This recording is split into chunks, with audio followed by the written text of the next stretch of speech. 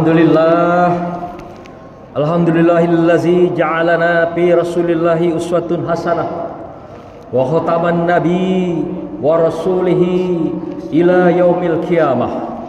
Asyhadu an la ilaha illallah wahdahu la syarikalah wa asyhadu anna muhammadan abduhu wa rasuluhu wa mawalah la nabiyya ba'da. Allahumma salli wa sallim ala sayyidina wa habibina wa maulana wa safi'ina wa qurrati ayunina Muhammadin wa ala alihi wa sahbihi ajma'in wa man tabi'ahum bi ihsan ila yaumiddin bi rahmatika ya arhamar rahimin. Subhanaka la ilma lana illa ma 'allamtana innaka antal alimul hakim wa antas sami'ul alim wa antal ghafurur rahim. Ya ayyuhal hadirun ittaqullaha mastata'tum, ittaqullaha la'allakum tuflihun, ittaqullaha la'allakum turhamun, ittaqullaha haqqa tuqatih wa la tamutunna illa wa antum muslimun. Amma ba'du, qala Allah ta'ala fi kitabihil karim, a'udzu billahi minasyaitonir rajim. Bismillahirrahmanirrahim. Laqad kana lakum fi rasulillahi uswatun hasanah liman kana yarjullaha wal yawmal akhir wa zakarallaha katsira. Sungguh telah ada pada diri Rasulullah itu suri tauladan yang baik bagimu, yaitu bagi orang-orang yang mengharapkan rahmat Allah dan kedatangan hari kiamat, dan yang banyak mengingat berzikir kepada Allah Subhanahu wa taala. Shadaqallahul azim. Hadirin yang dimuliakan Allah, yang pertama dan utama pada kesempatan berbahagia ini, sebagai khatib kami mengajak kita semua bersyukur atas nikmat yang telah Allah berikan pada kita, bersyukur atas anugerah yang telah diberikan Allah pada kita di sepanjang kehidupan, sehingga dengan cintanya Allah, dengan sayangnya Allah, kita masih diberikan tarikan napas dan langkah hidup kita sampai hari ini. Oleh karena itu sewajarnya kita, sepantasnya kita senantiasa memantapkan iman dan takwa kita pada Allah SWT, meningkatkan kualitas iman dan takwa kita kepada Allah SWT, atas wujud daripada syukur kita atas nikmat dan anugerah yang telah Allah berikan pada kita, yang tidak terbilang, yang tidak terhingga. Tidak ada kalkulator dunia yang bisa menghitung berapa banyak nikmat yang telah Allah berikan pada kita di sepanjang kehidupan ini. Hadirin yang berbahagia, selanjutnya mari kita sampaikan selawat dan salam kepada junjungan kita, junjungan makhluk, junjungan alam, yaitu Muhammad Rasulullah sallallahu alaihi wasallam. Allahumma salli ala sayyidina Muhammad wa ala ali sayyidina Muhammad. Hadirin berbahagia, pada kesempatan yang berbahagia ini, izinkan kami sebagai khatib menyampaikan khutbah yang singkat pada kesempatan ini, dengan judul yaitu merawat akhlak yang agung.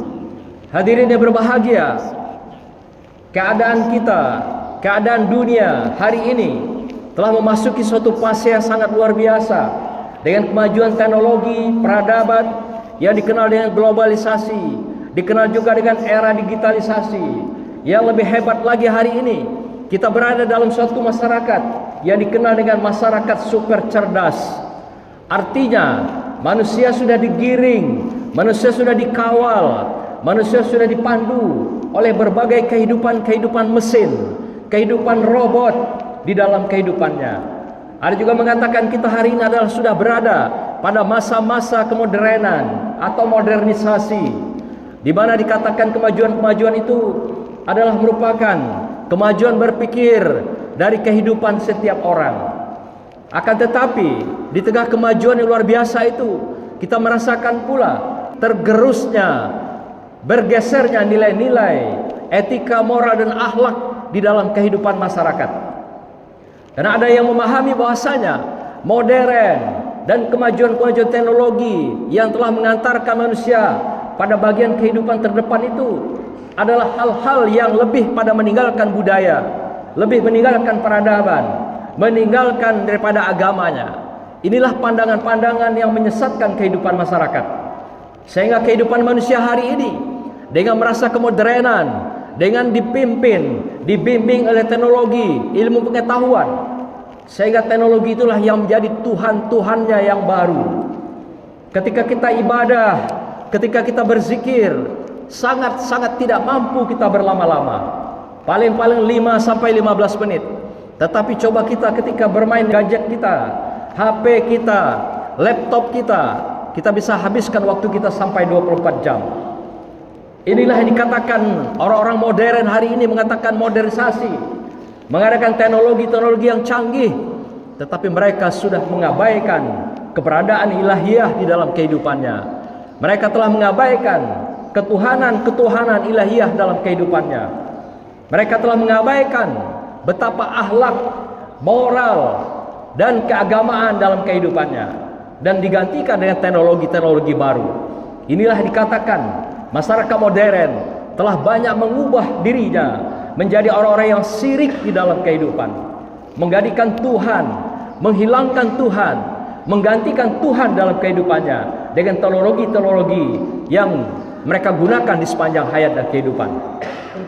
Hadirin yang berbahagia, hadirnya Rasulullah yang sudah melewati 14 abad yang silam, sudah masuk ke abad ke-15, telah memberikan bingkai dasar, pondasi dasar bagi kehidupan kita semua, adalah untuk memperbaiki akhlak. Innama bu'istu liutamimma makarimal akhlak. Sesungguhnya aku diutus oleh Allah adalah dalam rangka memperbaiki akhlak yang baik, akhlak yang mulia di dalam kehidupan. Inilah pesan Rasulullah yang utama di dalam kehidupan ini. Maka itu ayat kami bacakan tadi, laqad kana lakum fi rasulillahi uswatun hasanah.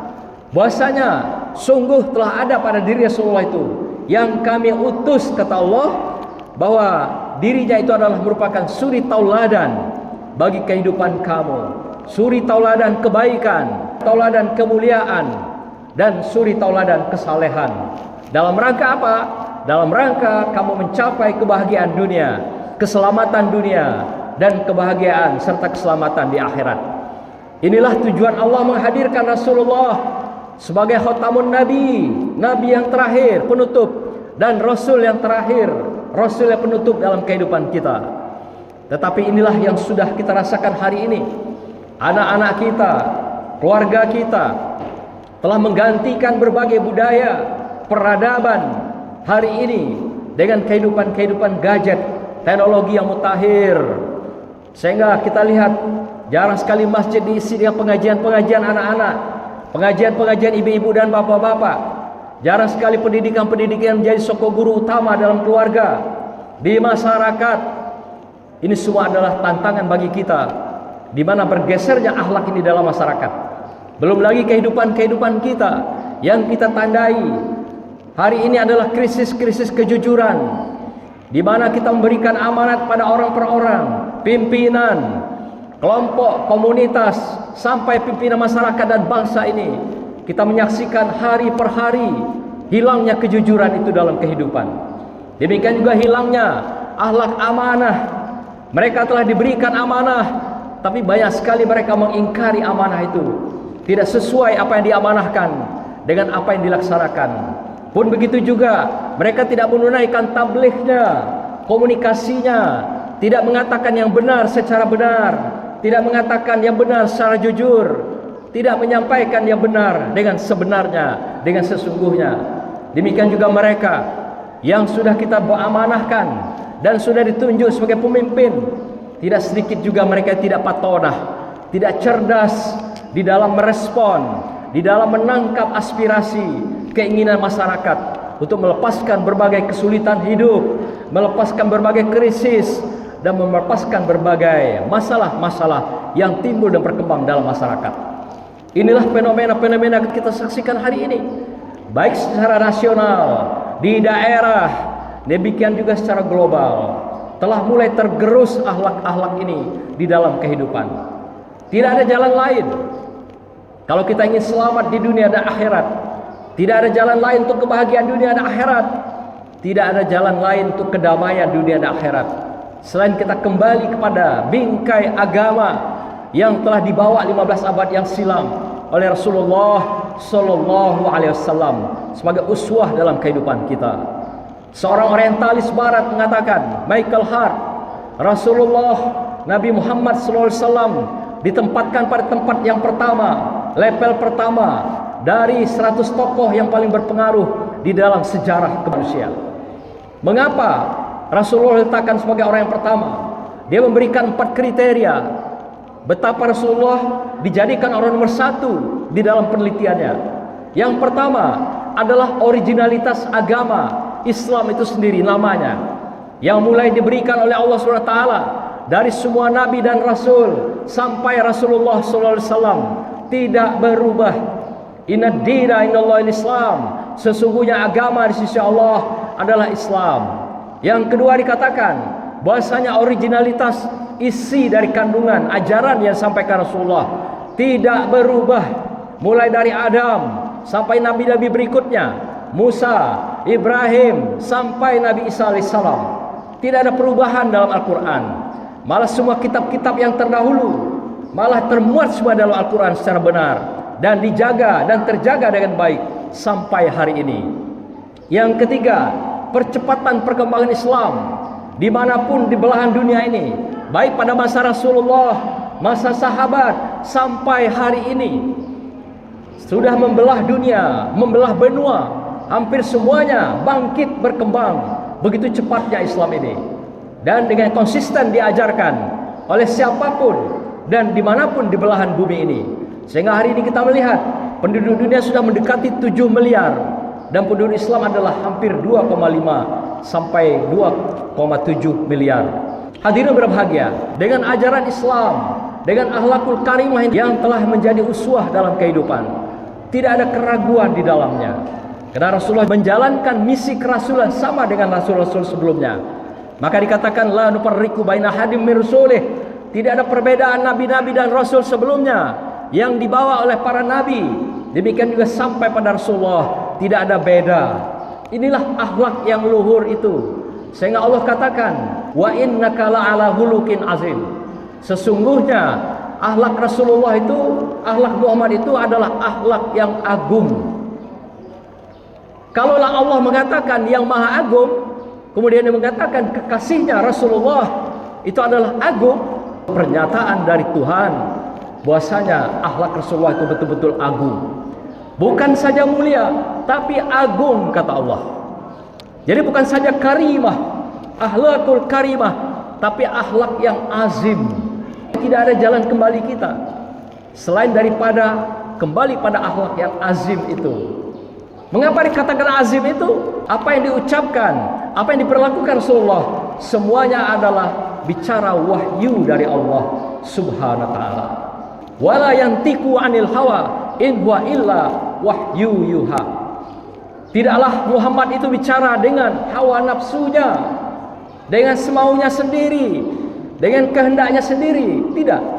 Tapi apa yang dibicarakan itu adalah wahyu Allah.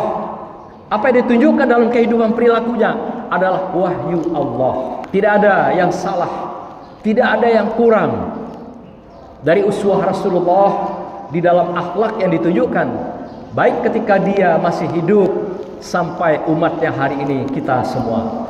Semoga kita tetap hangat di dalam akhlak karimah ini, akhlak yang azim ini yang hanya dimiliki oleh Rasulullah Sallallahu Alaihi Wasallam.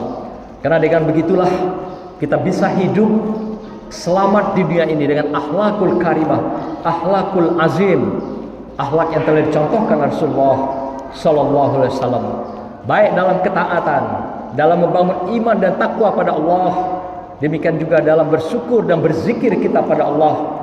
Mari kita ikuti akhlak yang karimah, akhlak yang azim, yang agung, yang tidak ada duanya, yang diberikan Allah dan telah dicontohkan oleh Rasulullah Sallallahu Alaihi Wasallam di sepanjang kehidupan. Semoga Allah berkati kita, Allah rahmati kita, dan akhiri kita nanti dalam kehidupan kita dengan husnul khatimah. A'udzubillahi minasyaitonirrajim. Bismillahirrahmanirrahim. Wal asri innal insana lafi khusr illal ladzina amanu wa 'amilus solihati wa tawassaw bil haqq wa tawassaw bis sabr. Demikianlah hadirin yang berbahagia khutbah singkat kita pada hari ini. Barakallahu li wa lakum fil Qur'anil azim wa nafa'ani wa iyyakum bima fihi minal ayati wa zikril hakim wa taqabbala minni wa minkum tilawatahu innahu was-sami'ul alim. Aqulu qawli hadza wastaghfiruhu innahu wal ghafurur rahim.